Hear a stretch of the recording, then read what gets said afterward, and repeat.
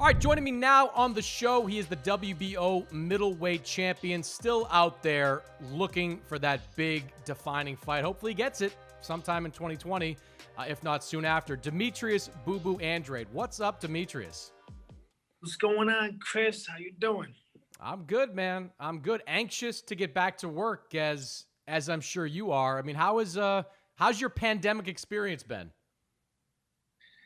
Um, you know, um, me not being in the ring for this quite some time is nothing new to me.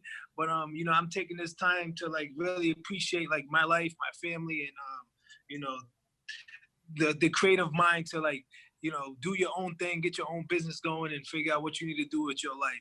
That's how I'm taking it. But it's a sad situation, of course. But all we can do is like go with the wind.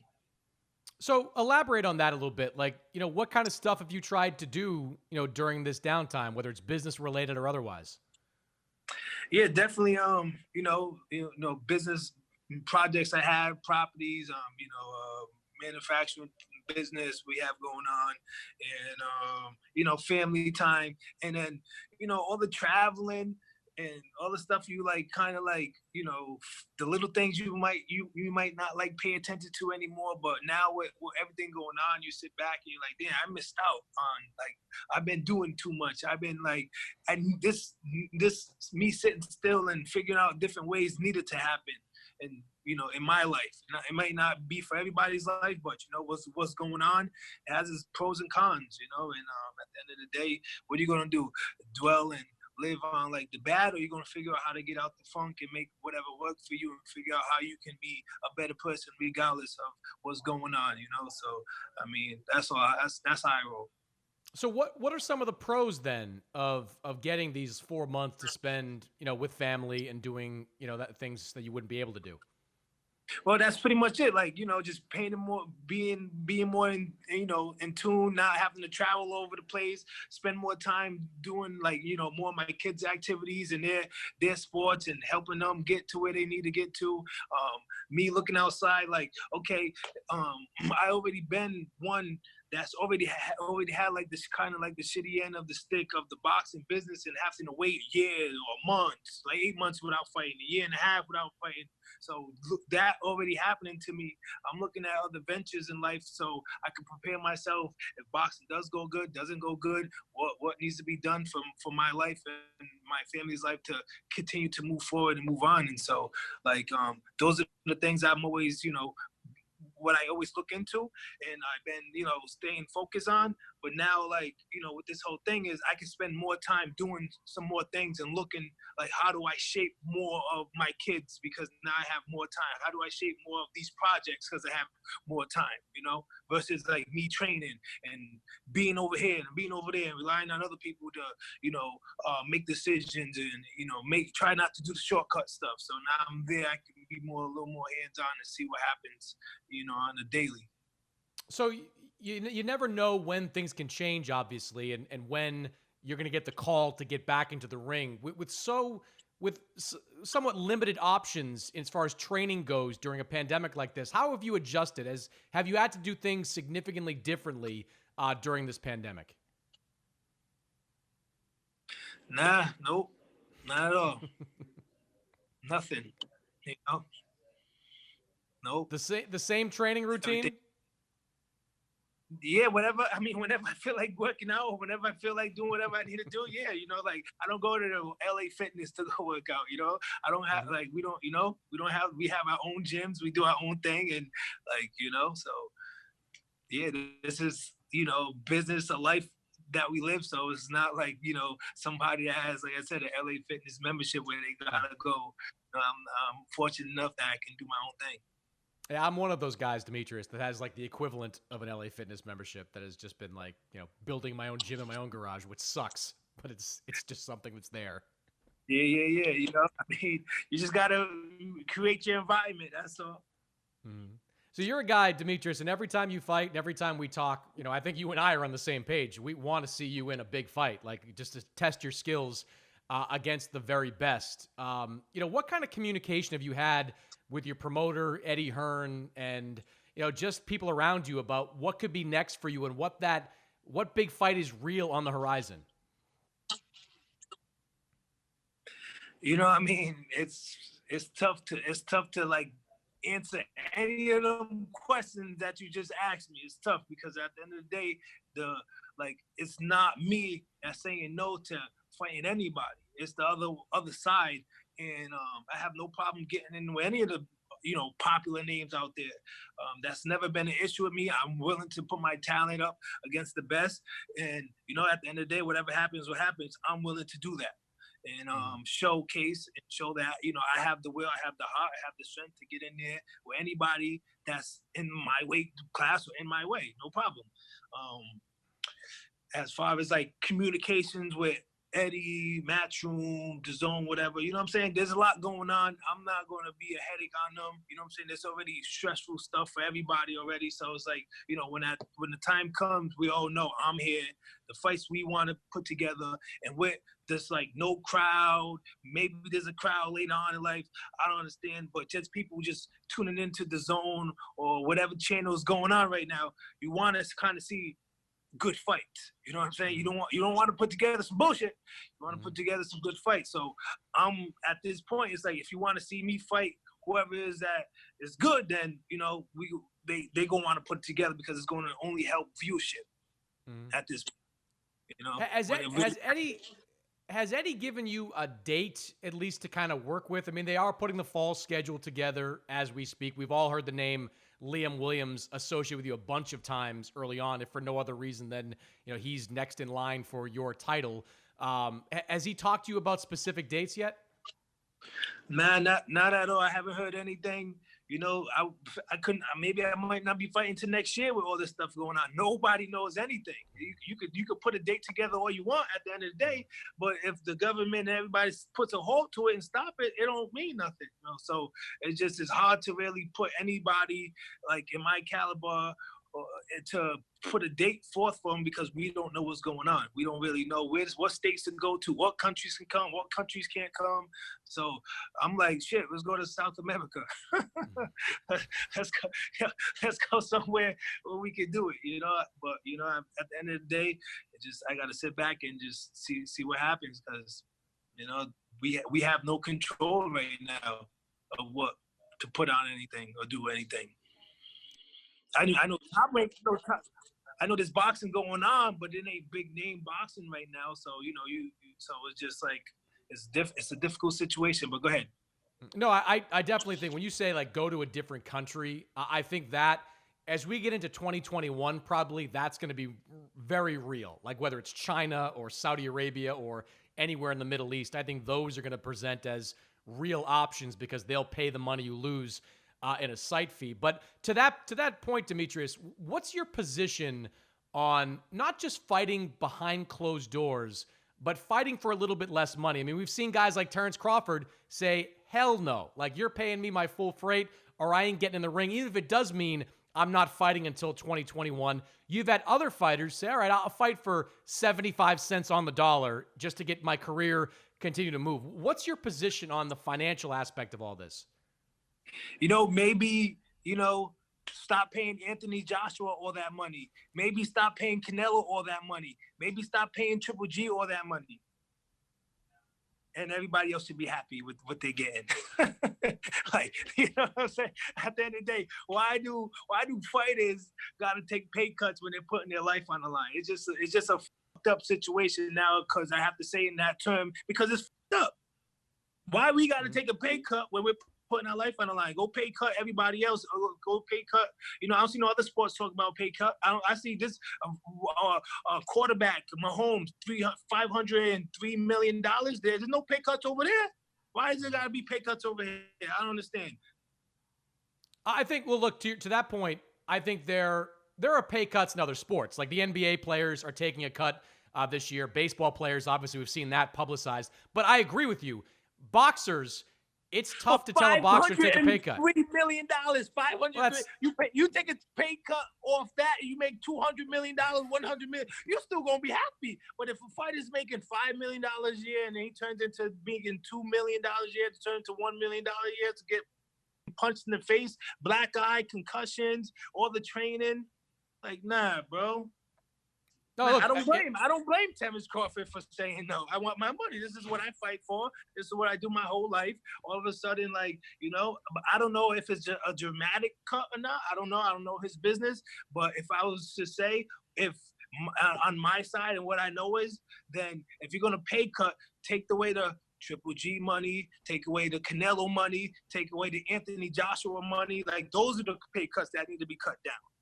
But these will, I would argue, Demetrius, that like eventually guys like Golovkin, Canelo, Anthony Joshua are going to have to take pay cuts because they're not. Look, Canelo gets his last fight anyway was $8 million in a gate. That's not there. It's not going to be made up by Golden Boy or by DAZN. So he is going to lose some money down the line.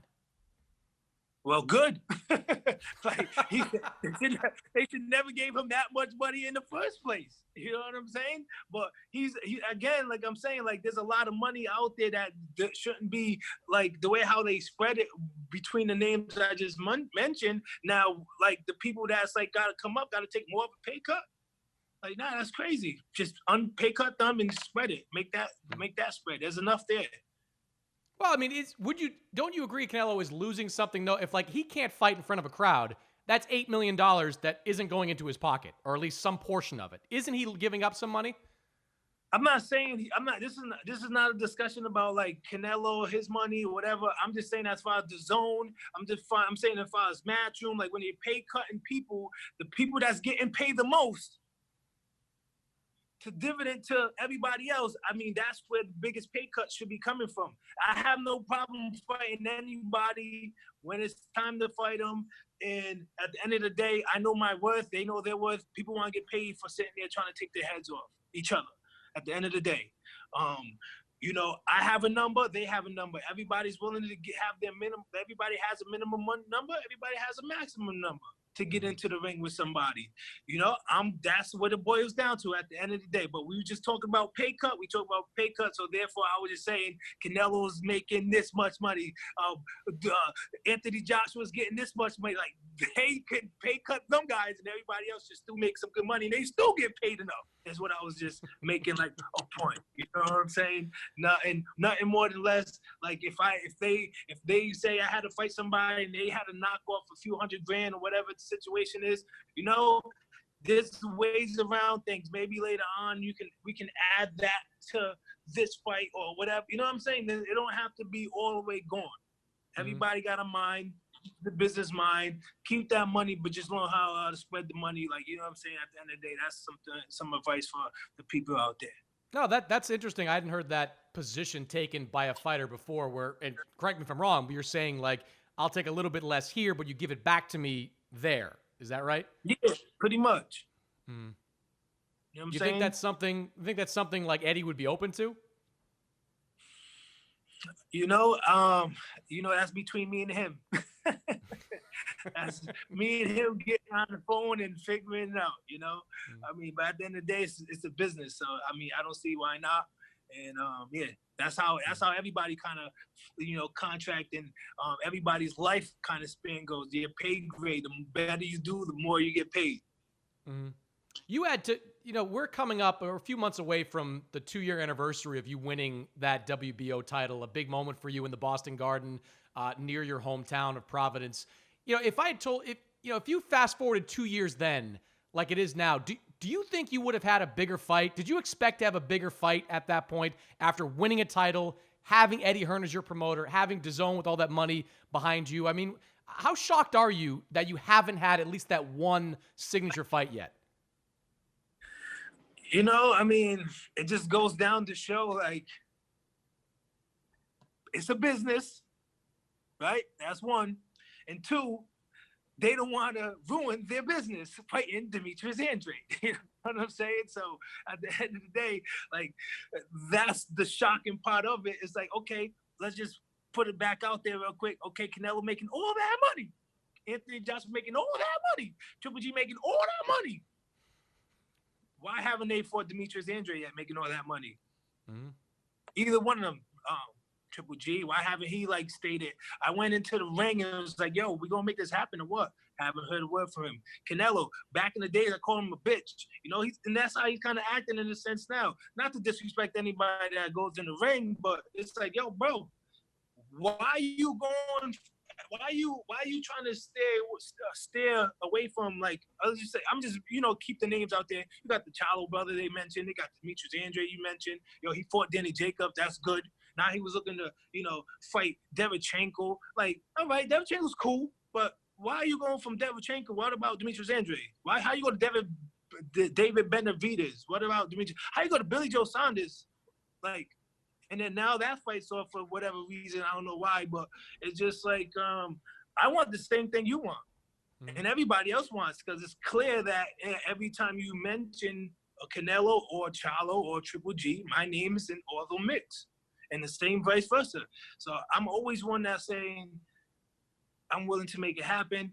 If there was a pay cut, I bet Charlo would have took that fight a long time ago if he knew this shit was happening for $7 million. You know what I'm saying? Because I would. Like, you know what I mean? Like, now what we talking? But at the end of the day, it's like, I'm just, I'm willing, I'm able, and Canelo, Charlo, like whoever, since like you can't fly over there, they can't fly over here. Now we gotta look like, or figure it out. Where's Canelo? He's around here. Where's Charlo? Is he around here? Like, who's around here that's willing to do it? And if you say pay cut, who's still willing to do it with a pay cut? No, you're right. The Charlo stuff, and we've talked about this in the past, that bothers me as much as anything. I've had Ronnie Shields on this show, and I've said, Ronnie, let's go. Charlo Andrade, the winner guaranteed shot at Canelo. Make it happen. But you clearly represent too much risk. I'm not saying this because I've worked with you a bunch, but you represent too much risk, despite the fact there's a huge reward attached to it. $7 million is actual money that you'd get if you're Charlo to fight you. And that, I don't know, that just has always astonished me. Listen, I don't care. That's a lot of money. That's a lot of money. That's a lot of money. And you can make a lot of money with that amount of money. Mm-hmm. It does seem, Demetrius, that the one guy that is ready, willing, and able at some point to get in with you is Billy Joe Saunders. And everybody knows the history there. You were supposed to fight him for that 160-pound title back in October. Wait, hold on, Chris. Shit, hold on. He said he's willing to wait with Brad. What? What? He wants to fight me all of a sudden? What? You're surprised? He's been saying it. Saying this since when? It's the last few weeks. Said he's got unfinished business with you. Oh, okay. I think I peeped in since his his excuse not to fight Canelo. Like, now he wants to fight Demetrius Andrade. You're not ready to fight Canelo in September, but you fight Demetrius Andrade in September. Is that what I'm hearing? I mean, then let's tango. I don't care. I'll fight Billy Joe anytime. I tried to fight him twice. What happened? Mm-hmm. He went up to weight. And then after I fought, I don't know who I fought, but I fought somebody. I mentioned talking about fighting Billy Joe afterwards. Still nothing. So yeah, if he really wants to do it, then let's stop playing games and do it. I came off 13 months, maybe 14 months layoff, and my first fight back was to fight Billy Joe. So, I mean, that's all I can really say. Like, I stepped up to the plate to fight him off 14 months off while he was the WBO world champion. So, I mean, if he really wants to do it, they already know what's up. Is it, as you sit here, Billy Joe Saunders is a 168-pound champion. You are the WBO champ at 160. Is there something that interests you more? Would you rather defend your title against Saunders, or would you rather move up, try to get another one in a different weight class? Yeah, I would not mind being 3-time world divisional champion. Yeah, 3-weight division. Yeah, 650, 4, 60, and 68. Yeah, I have no problem moving up to 168 to fight Billy Joe, because I don't think he can make the weight, and I don't know if he has the right supplements to do it. At a reference to the last supplements he was taking before your fight, perhaps? Yeah. Maybe, allegedly. But yeah, I mean, listen, at the end of the day, I'm in the sport to, like, have my own glory. It's also prize fighting, and more than anything, I would love to, move up to 168 to fight and become a 3-time divisional world champion. No problem by doing that. And also, it would be nice to, like, have a goal in the sense of like a Bernard Hopkins, how many times he defended his world title, but at the end of the day, it doesn't matter if it's in one weight class or 3 different weight classes. If I'm still undefeated and I'm defending and I'm fighting for a belt, that's still, to me, something legendary. Let me ask you one thing, Demetrius, before I let you go. The issue of, you mentioned, we talked kind of about supplements there, and we've seen Jarrell Miller in the news lately, somebody that used to be your stablemate with Eddie Hearn at Matchroom, test positive once again for a banned substance. His opponent, or was scheduled to be his opponent, was Jerry Forrest, and Forrest has said banned for life. That should be it. Should not be allowed to fight ever again. He effectively said that if Jarrell Miller had hurt me in the ring, that would be maybe murder. If he had killed me, that should be called murder. How do you feel about these positive tests, and should there be a set punishment for fighters who are risking their lives, as we talked about, testing positive out there? Yeah, I mean, there definitely should be, a great fine, maybe some more suspension, I mean, I don't ever want to, ever stop somebody from making a living either. You know what I'm saying? I'm not going to put a great deal on them like, oh, you can't, whatever, like, if this is the only way they're living. Canelo got caught. Billy Joe got caught. Miller got caught twice now. It's like, all right, this been going on for way longer than I was even born. So it's like, how they not already come up with a way to, like, find or keep people from, taking these banned substances that's going to, like, enhance their strength, speed, and give you give you an opportunity to actually really hurting somebody in a sport that you're already hurting people. So it's I have no control of that. I can put my opinions out there left and right, but at the end of the day, the board and people, the commission, maybe fighters need to get together and figure out what's the proper way to handle this situation, because at the end of the day, like you said, somebody can really, really get hurt or die, man, pass away, like, get in that situation, because boxing brought that. It's been upon us already before. People have passed away in the sport of boxing. So it's like, now take drugs and make it even, like, the number go higher, or the other side of me, like the gangster, like, side, be like, yo, what? Both of us take drugs then, and we both go in there to have a equal playing field one way or another. I ain't never done this shit. Don't need this shit. I work hard. I believe in God. I bust my ass for everything I do. But at the end of the day, you know what I'm saying? We both taking it, or we both forfeit.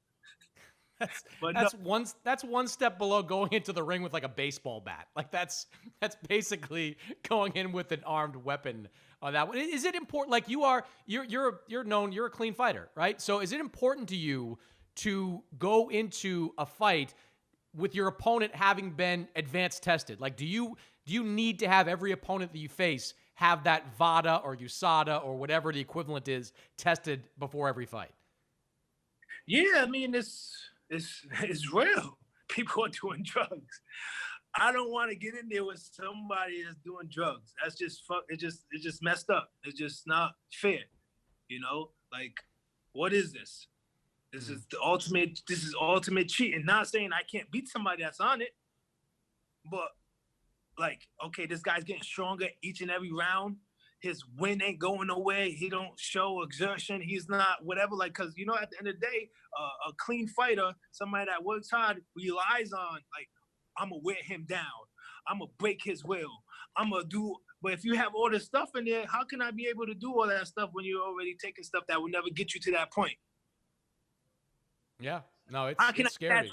How can I get that 12th round knockout that I'm looking to do all the time? Like, I'm looking to break him down, boom, 12th round knockout, Mm-hmm. No, I agree with you. I agree with this. It's scary, especially for boxers to be involved in those situations. Like, you ain't never seen no big ass veins coming out my body. I've been training since I was 6 years old. I've been fighting professional for 10, 11, 12 years old. I've been looking at some of these fighters like, God damn, how they look more diesel than me? Shit, I work out all my life. Shit. What the hell? What am I doing wrong? Sometimes there's a reason for it. Sometimes there's an explanation behind it there. Demetrius, appreciate the time, man. I hope to see you back in the ring real soon. And when I talk to Canelo, I'll tell him you want some of his money to give me some of that money, and everybody can get into the ring. I'm ready to tangle with whatever I can get in to do my thing, because at the end of the day, I got the confidence, the ability to beat them all. And at the end of the day, everybody got to punch his chance, but I'm willing to get in there and make it happen.